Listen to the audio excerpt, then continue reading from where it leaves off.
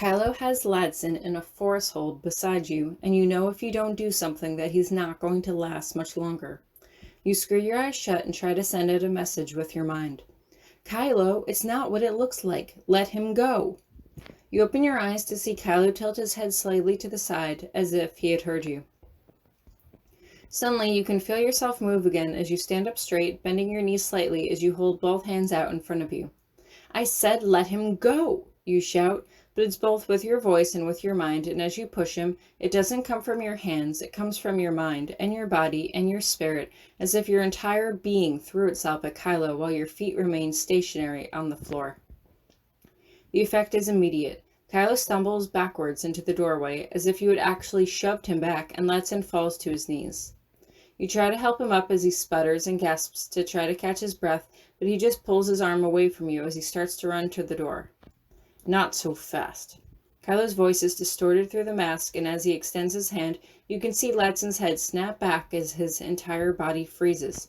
No, let him go, you repeat firmly. You try to shove him again with your mind, but it's not working, and idly you wonder if the force needs time to recharge. Instead, you physically walk up to Kylo and grab him from behind, trying to pull him back into the bedroom. He's not budging, but as he starts to turn, you make the sudden decision to pull him down with your full weight, throwing yourself down to the floor like you had before. You grab the arm that is closest to you and hook your hands through his elbow. He stumbles towards you, and you quickly and nimbly spin around on one foot as you close the bedroom door shut with him inside, giving Ladson time to escape. You knew LN2829 would probably be in trouble later, but maybe you could talk some sense into Kylo now and prevent that. Kylo's glaring at you through his helmet, and you can tell he didn't like that little maneuver you just pulled. What? You ask quietly. You know I'm pretty agile. I thought you liked that about me. Kylo pauses for a moment, although the weight of his glare through the slit in his mask never ceases. Explain. We were just fooling around, you say lately, shaking your head as you immediately regret the choice of words. You know, sparring. He fell on top of me. We weren't doing anything. He pauses for a moment. I heard you yelling, telling him to get off. Yes, but I was laughing, you explain patiently. You can't believe how thick he is that you actually have to take the time to explain this. He wasn't hurting me. He didn't mean anything by it. Kylo takes a few steps towards you, his expression still concealed by his helmet. I don't want anyone touching you that way. He didn't touch me, you say firmly. We were sparring. We were playing around. I was okay with all of it. You've seen inside my head before. Nothing happened then, and nothing happened now.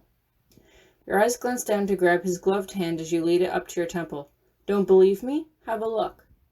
You feel a sudden sense of pressure, a sudden lightheadedness, as if you were experiencing a sudden drop in altitude, but he pulls his hand away at the first sign of a grimace. You both stare at each other. It's not angry enough to be called a glare. There's no weight behind it. Cautiously, you reach up to the temple of the helmet and close your eyes, trying to focus. You take 2 steps into that familiar blackness, but that's all there is. Before, you always had to walk at least a little bit to get into Ladson's mind, but it was as if Kylo's was right there. You see, or at least you think you see, a flash of red, maybe from a blaster or his lightsaber. It's just a tiny red glow way off in the distance, like a flare burning in the dark. As you continue to try to focus on it, you suddenly realize that your heart is racing and your sweat is cold on your arms, almost as if... Kylo grabs your wrist and jerks your hand away from his face. What was that? You blink at him. You could ask him the same question. The Force, you reply lamely. I'm sure you've heard of it. He grabs you by your upper arms and pushes you back into the wall behind you. He's looming over you, but it's been so long since you were intimidated by him that it doesn't even register. He's studying your expression carefully now, you can tell, and you wish he'd take that mask off so you can see his face. Or maybe he doesn't want you to. Maybe that's the whole point. I want you to train me, you say at length. I'm strong, you know I am. Not just physically or mentally, but I can feel this force power or whatever it is inside of me. I want you to train me to control it. He just shakes his head and releases you, turning his back on you.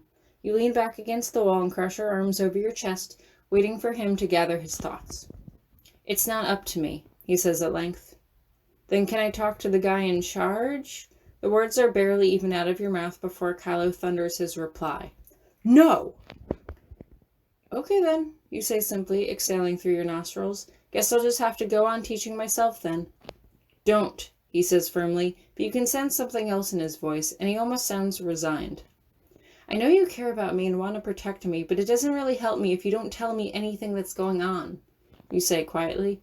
I can't, Kylo tells you, making no effort to conceal how defeated he sounds. Then you shrug your shoulders in irritation. Can't you teach me in secret? No one has to know. He'll know, he says darkly. Your presence has not gone unnoticed by him. Well, that's ominous, you murmur under your breath. He turns to you, exasperated by how you can appear so flip. Well, I get that you're trying to sound foreboding, but I've never met your supreme leader, so it's a little hard to be intimidated by him. You drop your gaze.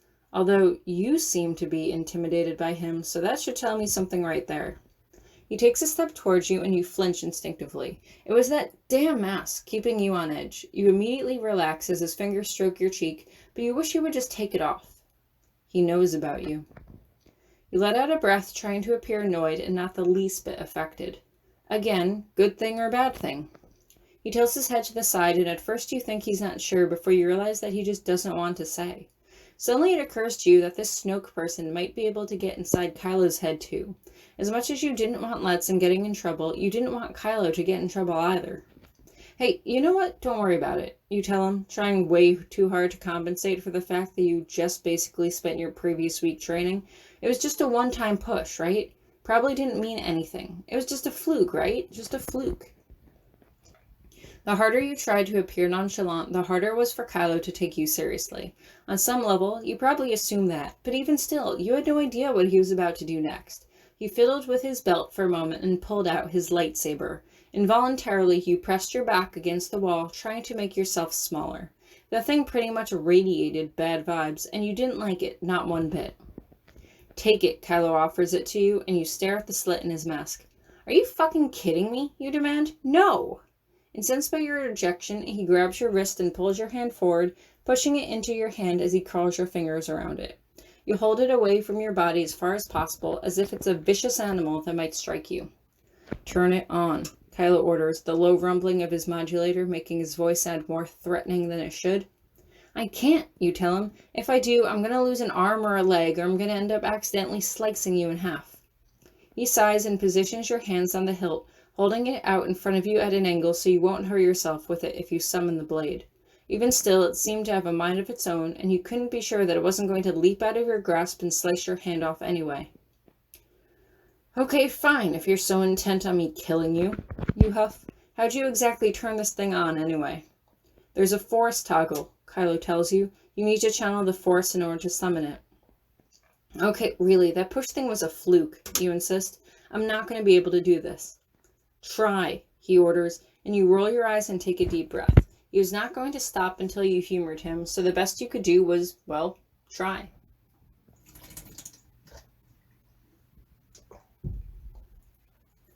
You try to push your energy into both hands to make it glow, but nothing happens. You try to push with your mind, but again, nothing. You recall how easily you had summoned it, as if it was merely an extension of himself. You blink, unable to realize how stupid you were. Back when he was showing it to you, you had realized that it was his main weapon without even telling you. Had that been something you pieced together using logic, or something you sensed? Either way, it was worth a shot. If it responded to Kylo, if you could channel his energy, then maybe you could turn it on. You close your eyes and concentrate. You're vaguely aware that Kylo is watching you closely beneath his helmet, arms folded across his massive chest. Sooner you do this, the sooner he takes that stupid helmet off. You try to get into his head again, trying to relax yourself, trying to push your conscience into the mental bond that flowed between you as if it was a tangible thing. You pretend that you're floating along an invisible river, drifting out of your head and into his. You try to feel what he's feeling, the pressure of the helmet against his face, the armor on his back, weighing down his shoulders, the tension in his biceps as he stands with his arms folded. You try to feel everything he's feeling, his care and concern for you tangled up with a sense of curiosity as to whether or not you'll really be able to do it. But you can't tell if that's what he's actually thinking right now or if that's just what you think he's feeling. Regardless, you let the emotions flow until you can actually feel yourself standing there, in Kylo's boots, watching yourself focus. And if you were Kylo, all you would have to do was just push. Your eyes jolt open as you feel a strong vibration beneath your hands. It's humming, but it's not cracking and hissing as loudly as it had when Kylo had held it. Even still, the vibration is intense, almost as though it's about to come apart at the seams, and it feels heavier than you had imagined, like you were holding an actual sword. You hold it a little ways in front of you and move it from side to side, trying to ignore the sweat on your palms. You completely forget that Kylo is in the room. You forget about Ledson, about your fear, about everything, as you're overcome by a sheer sense of awe at this blade that you managed to evoke under your own fingertips. You step forward and move it through the air with a sense of purpose now, but the blade almost seems to pull itself against the direction you're moving it in. All it does is remind you of how heavy it is, and you're overwhelmed by its weight, the antagonism of the blade, and the vibration of the hilt. Your muscles still ache from sparring with Ladson, and you don't have the energy to keep it up any longer. Kylo, make it stop, you think at him. But he doesn't have to do anything. As soon as the thought crosses the threshold of your mind to make it to his, the light disappears. You don't even hand it back to him. Instead, you just set it down on the floor and back away from it, keeping your eyes trained on it like it may come to life and attack you at any second. I shouldn't have been able to do that, you say suddenly, although you're not sure if the thought came from your mouth or his head. No, he agrees solemnly. You've been busy while I was away. I didn't mean to, you say. He glances up at you before bending down and picking up the hilt. I mean, I was just trying to... Protect yourself from me? He asks. No, you say quietly, because that's not what you were trying to do at all. No, I was just trying to understand this, whatever this is. If I have some sort of power, I want to be able to harness it, channel it, use it to help protect me and my friends. You want control, he says, any tone concealed by the grumbling distortion. You want power. No, you say with exasperation. No, I mean, yes, power, I guess, but not for me, for them. To protect you and myself and the people I care about. You rub your arm uncomfortably, which, I mean, I guess at this point just includes Ladson, since you rescued Sadie. He turns away and you bite your lip nervously. You did rescue Sadie, right? He turns back to you sharply. Do you doubt me? No, you say quickly. No, it's just that Ladson said that he didn't hear of any unscheduled departures, so I wasn't sure. You shake your head quickly. No, I mean, I believe you. I trust you. Implicitly. You know that. I mean, you're Kylo Ren. If you told someone to take her and bring her back to her home planet, they would obey you without question. He pauses for a moment, assessing you, looking you over. Sadie is no longer aboard the base. Good, you reply. You consider his awkward phrasing for a moment as Kylo turns around and heads past you into the living room. You're about to stop him, but a quick glance over his retreating form reveals that the room is empty. Ladson's discarded armor is gone, and for a moment you feel a pang of guilt in your chest. Ladson's not in any trouble, right?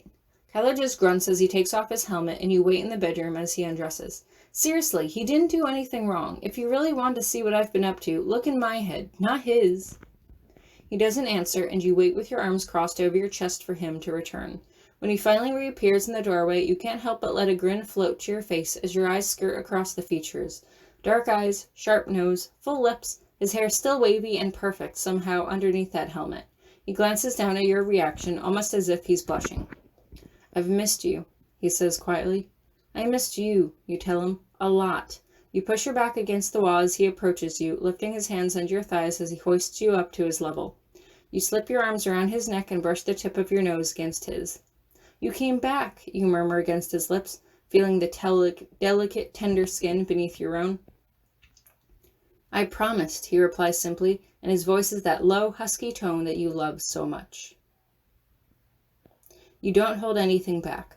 One hand fists in his hair behind his right ear while the other glides down over his shoulder, tearing down between his shoulder blades. You want him so badly you're practically panting in his open mouth as he kisses you roughly, trapping your lower lip between both of his as he playfully nips at your lower lip. Okay, so now we're getting into a bit of a not safe for work. So I'll let you hop down to the link in the description if you want to read that. There's a fun, I can take whatever I want throwback, if you remember that line from Force Awakens, which was literally forever ago. And the most important thing about this scene in particular is that while they're doing it, they have reader goes into his mind and he goes into her mind so they can feel each other, and it's super intense. So I'll just read the last paragraph here, because the last paragraph looks safe.